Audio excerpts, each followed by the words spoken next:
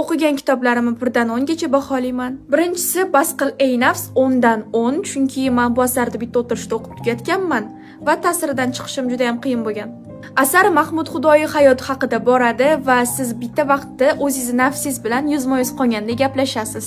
Nimaga bunaqa deyotganim bo'lsa, bu kitobni o'qiganlar tushunadi. Ikkinchisi turk adabiyotidan Hayot yutqazgan joyingdan boshlanar asari 10 dan -5.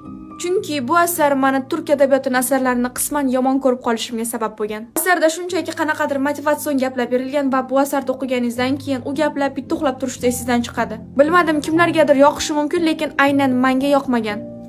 Uchinchisi Ikki eshik orasi 10 dan 1000 qo'ygan bo'lardim, chunki juda ham zo'r asar. O'zbek adabiyotining eng sara durdonalaridan bittasi. Bu asar haqida oldin ham video o'qiganman. Bu asar orqali siz Ikkinchi jahon urushi paytidagi voqealarni xayolingizda gavdalantirsangiz bo'ladi. To'rtinchi va eng oxirgisi Savdogarlar ustozi, birinchi va ikkinchi qism. Majmua o'rtacha bo'lsa ham ichida sarmoya, din, tijorat va boshqa narsalar haqida hadislar bilan juda ham kerakli bo'lgan ma'lumotlar keltirilgan. Shu ma'lumotlar tufayli men bu asarga 10 dan 10 qo'ygan bo'lardim. Videoni erinmasdan oxirigacha ko'rgan bo'lsangiz, menga obuna bo'lib qo'ying.